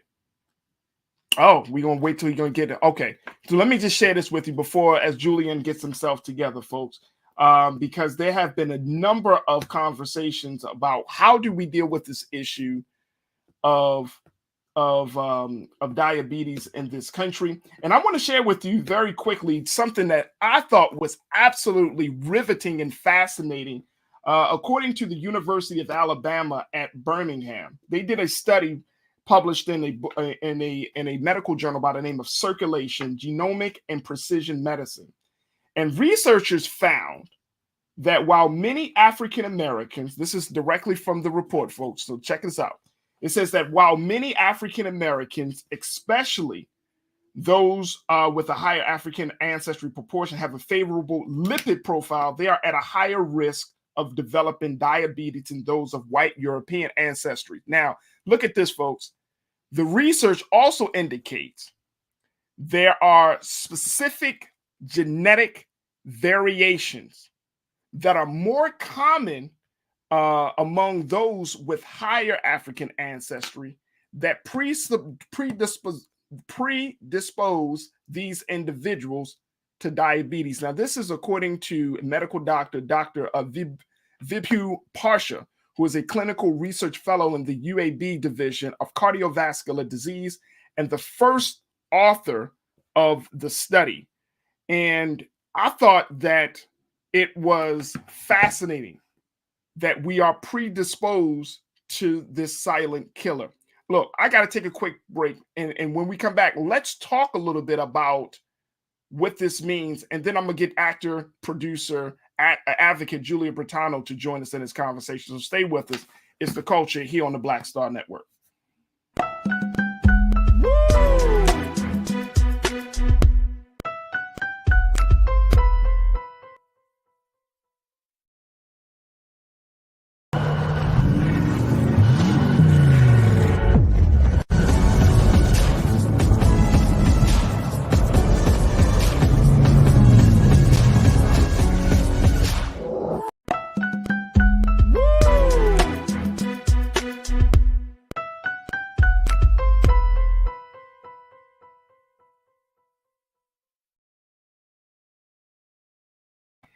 Welcome back to the show, folks. We are going to be talking just for a few moments about the silent killer of diabetes and its impact on the Black community. And as I shared with you from the University of Alabama at Birmingham, folks, it shows that Black adults actually at a higher risk of developing diabetes due to genetic variations and social health determinants. Let me just share with you what that actually means. According to, and I shared with you just a little bit of what Dr. Parsha said, but Dr. Parsha also said that the high risk of diabetes among non-Hispanic Black individuals can be attributed to social health determinants of health, including where people are born, live, learn, and work, along with age. If you're not taking care of yourself, if you're not eating the right foods, if you're not getting the necessary exercise, if you're not enjoying the sunlight while there's day, you may find yourself becoming diabetic. Let's bring in now Julian Bertano, who is an actor, producer, and advocate, and will be speaking for the National Association of Diabetes this coming week to talk to us a little bit about this issue. Julian, thank you so much for joining us here on The Culture, here on the Black Star Network. How are you, brother? I'm great, Raj. Thank you for having me on. I appreciate you much and everything you guys got going on. Go ahead. I was just going to say, you're welcome. You're welcome. First and foremost, folks may see in your face and say, he looks familiar. Yes, folks, he was in Oprah Winfrey's Greenleaf. He was he was right there next to Oprah herself in that bar scene. But Julian, you are also outside of what you're doing on screen, it's the work that you're doing off camera that I think is truly making the impact that we need to see, especially for our people in around the country. That is, you're an advocate of diabetes prevention. Talk to us about that work, brother. No, absolutely. And actually, in about less than an hour, I gotta get to the American Diabetes Association. They're having a kickoff for Tour de Cure, is what they call it. They've been doing it for 30 years, and it's a major fundraising event that brings awareness and just experiences for others to be able to share in everybody's plight and journey with diabetes. I was diagnosed for onset of type 2 diabetes back in 2008. And, at that point, I'm still a young guy now, still in the grand scheme of things.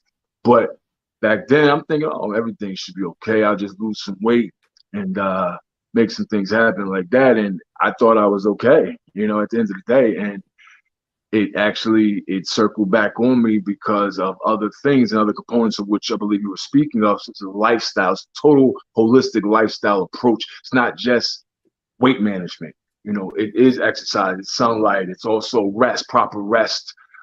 It's understanding how the body actually, the human body, especially people in our community, our bodies are really made more so for plant living. And that's the truth, maybe. Now, I'm not saying that everybody has to go plant-based or anything like that, but our bodies break proteins down differently than animal proteins.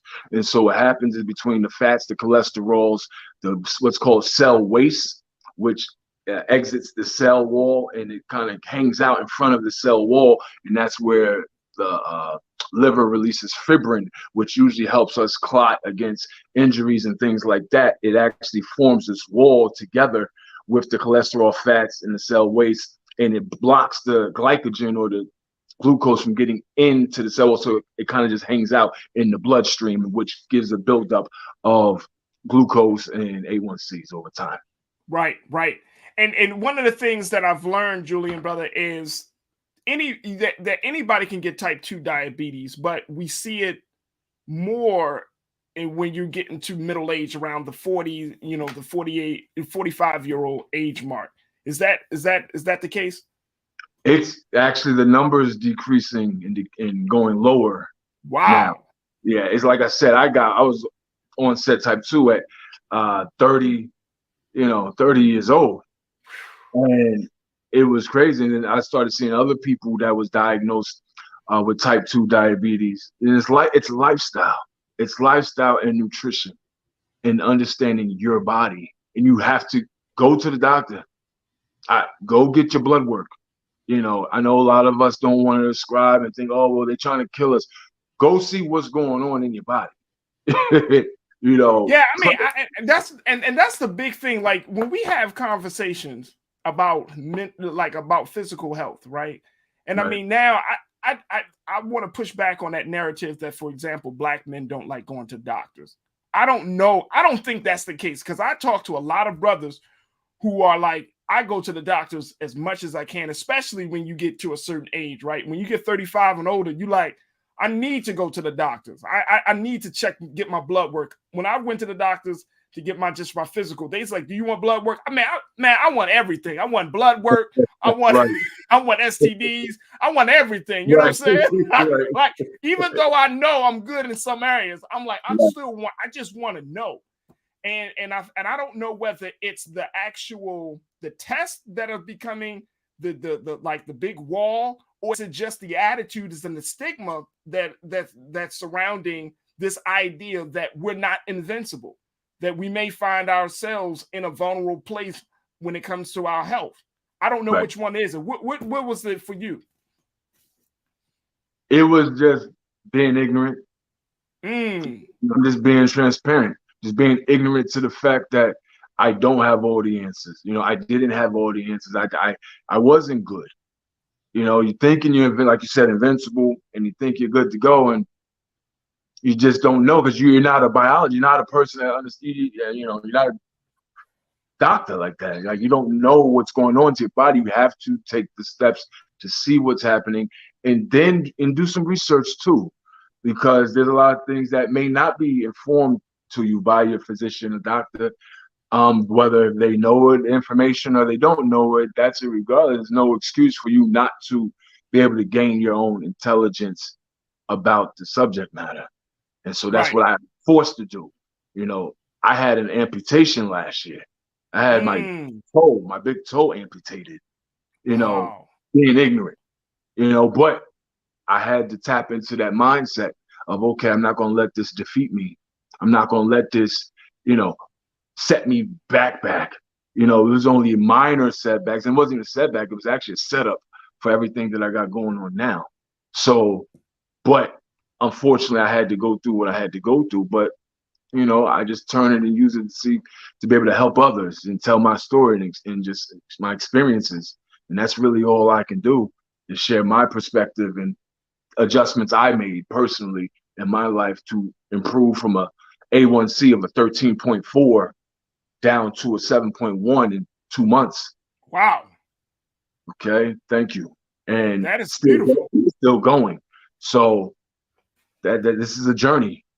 This is a journey. This is a big journey. I want to bring Nira Muhammad, my wife, and the artist and writer and host of Queen Talks with Nira Muhammad. I want to bring her back into this conversation. Nira, as you listening to Julian's story, what goes through your mind? Just that as Black people in general, especially our Black men, you do have to take your health very, very serious. I know you're big on your health, Farajii, but there are a lot of Black men out there who do not even think about going to the doctors. If they're sick, I'll drink some ginger ale, take some Tylenol, and keep it moving. Oh, man. So I do think it's really, really important for Black men to lead these conversations and to get other Black men on board and to hold your brothers accountable. So to hear a Black man talking about this and even sharing his personal experience, that's really, really inspiring, because that'll touch someone. Someone's going to be listening to this and be like, dang, I think I might need to go get checked out too. So to keep hearing Black men advocating for themselves and for other Black men, that's a beautiful thing. I love it, and I'm all for it. And what kind of support do you think is needed from spouses of Black men as well as community members for us, Julian, to make sure, like Nira said, that we do have these conversations, that we're creating a safe space where we're like, you know what, I need some help. I don't have things all together. I'm not good. What is needed from wives, girlfriends, mothers, grandmothers, and from the community? So, for instance, my wife has been nothing but supportive to the utmost, and I will always cherish that in her. Helping with my meal prep, things like that.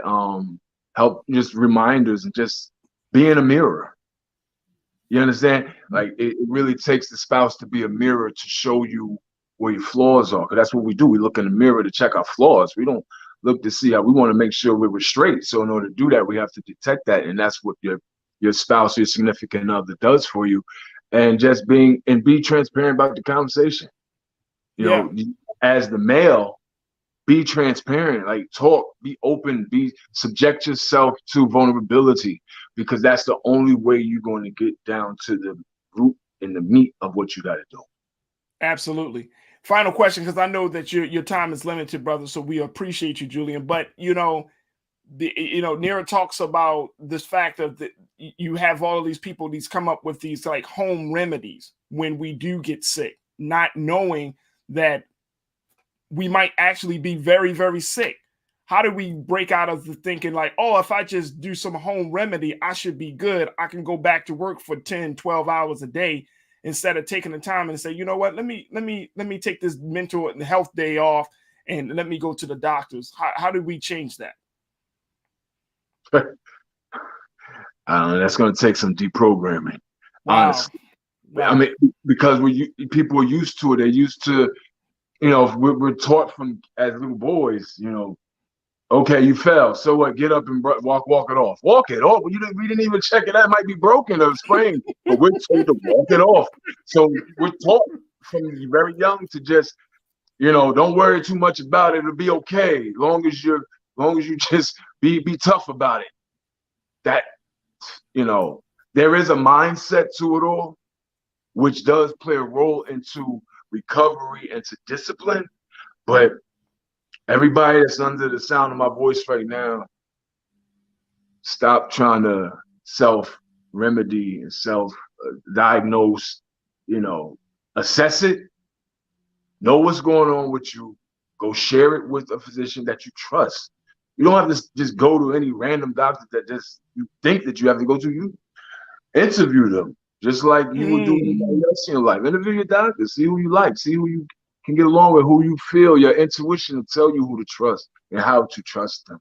And then just be, again, just like with your spouse or significant other, be transparent with your doctor and your physician.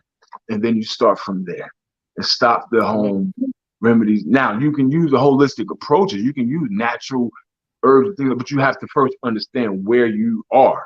Yeah. Once you understand where you are, now you can properly apply the measures and the supplementations and herbs and the regimen that you may need. Hey, you know what, Julian? I love that, brother. I absolutely love that. And I think that if you can't be transparent with your doctor or your therapist or your spouse, you know what I mean? It's like what are we doing here, right? Like if you can't be vulnerable with those people who are there to help take care of you, like my therapist will say, like, oh yeah, like tell me what's going on with you. And she always says to me, I can't help you if you don't properly and truthfully tell me what's going on. Right. Like, why do you go to the doctor and the doctor say what's going on? You be like, no, I'm good. Like, you wasting my damn time, man. Right. Like you just wasting time. So right. I love the fact that you emphasize that. Look, you have to be honest with yourself. Yeah, Farajii, I think another thing he said that's really important is we talked about deprogramming men, but we as women have to be deprogrammed as well. Because as he mentioned, those moms, and I hear it all the time, shake it off. You're okay. Stop crying and just get up. We have to deprogram our thinking that boys are okay, that they're so tough, that they can take it all because they need us. We are the nurturers. It's our duty. I know for me as a mom, when something happens to my son, it is my duty as his mother to make sure that he is okay, not write him off, but then go cater to my daughter if the same exact thing happens to her. So again, that deprogramming has to happen on both ends, because if boys weren't told that so much as children, they probably would feel differently as men in going to the doctor and going and seeking that help. So we too have to deprogram the way that we respond to boys and men when they tell us that they're sick or that they're not feeling well. So that's really, really important. I wanted to highlight that. No, that's actually, and a lot of people are checking in, Julian, and talking about that idea of interviewing doctors, because we also know as Black men and Black women that we are misdiagnosed so much compared to white people, Latinos. Like the misdiagnosis of our medical conditions are just totally wrong. Right. And so you do have to push back on the system and say, I'm going to go past. I know something is wrong. So for you to tell me I'm good is not sufficient. Right. Exactly. I totally agree with that. I ascribe to, you got to take matters into your hands. Again, using wisdom though. Yeah. Not just, like I said, not just self-diagnosing and self-remedy. Utilize all the resources that are made available to you. Okay? That is your intuition, your gut, and things like that. That is your self-education. That's also education by those that did do practice and have went to institutions of higher learning to get their degrees and things like that. Again, every doctor and physician isn't out to work you over just to get you to get the prescriptions. Yep. They're all not like that. But that's up to you. Take that time and identify, find what works for you, who works for you, because it's a partnership. It's going to take, we didn't design these bodies ourselves. That's it.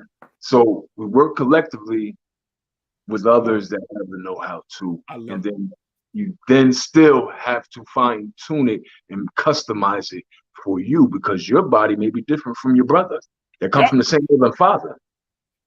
So there's custom things that you have to do to make your situation work for you. My man. Hey, Julian, you are always welcome to be back on the show, brother. I love it. I think you're giving some valuable insight and advice. So you're always welcome to be back on the show. We know that we're going to drop some jewels tonight for the 2022 American Diabetes Association Tour de Cure. And then good luck with you tonight. And we look forward to seeing you back on the screen as well, doing some other projects. You putting anything out there that we need to keep our eyes open for, brother? Oh, there's a lot of things going on right now. All right, man. Well, I know you ain't got the time today, Julian. So we just gonna have to bring you back. Yeah, it's very bad. I appreciate your time. Thank you so much, man. I appreciate you.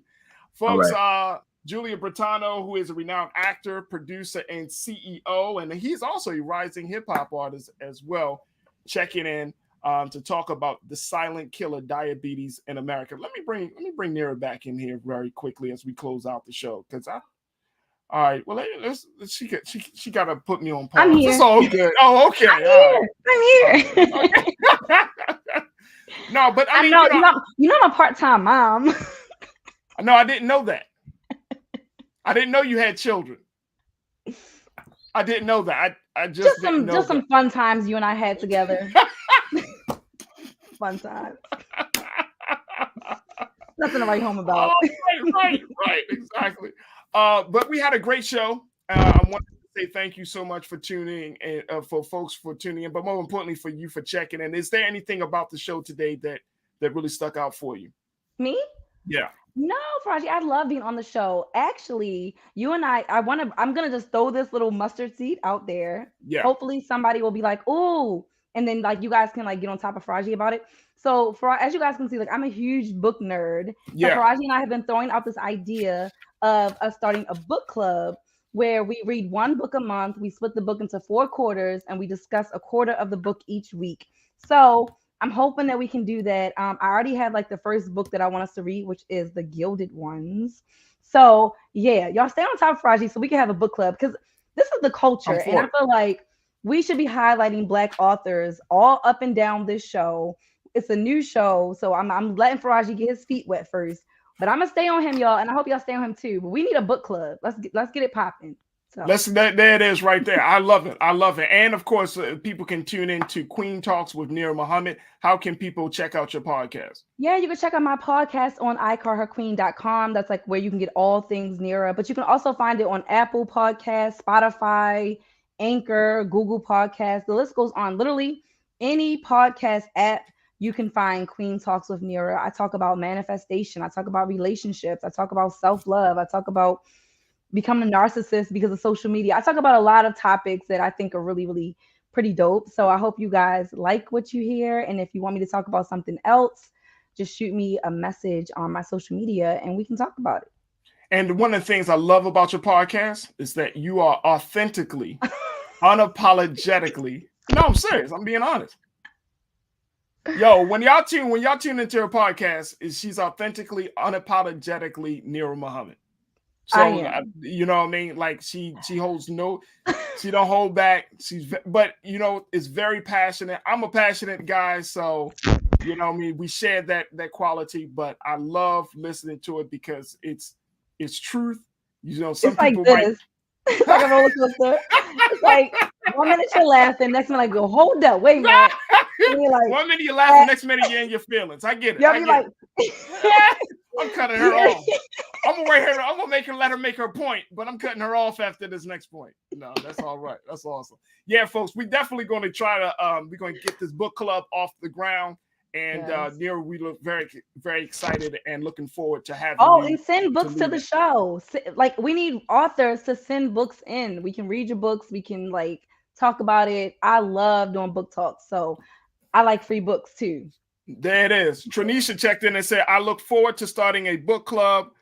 Great idea." Yes. And Donita checked in and said, "Read your poems and writing. Love them." There it is, right there. There we go.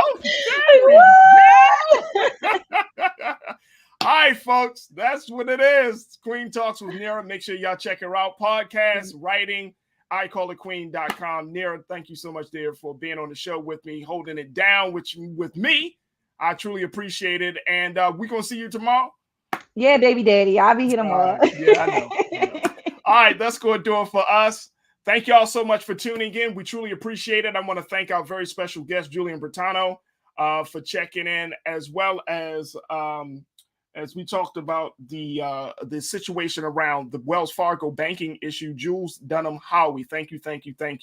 Make sure that you continue to show your support for the Black Star Network. You can go to our website at blackstarnetwork.com for all of the latest information and updates about programs and how you can support this Black-owned media. Check us out at blackstarnetwork.com. You can give your donations via Cash App, PayPal, Venmo, or Zelle. Tell your friends and family about it. Download the app on your phone, your mobile devices, and your television, and just bring Black Star wherever you are. We are right there with you. All right. Also, shoot me an email or at Farajii, Farajii at blackstarnetwork.com to give me any type of feedback, ideas, some things that we need to cover within the culture. I would love to hear what you got to say. Thank you so much for all of the great comments and all of the conversations within our chat on YouTube and Facebook. And I would love to hear from you on my social media at Farajii. You can follow me on Instagram, Twitter, and Facebook.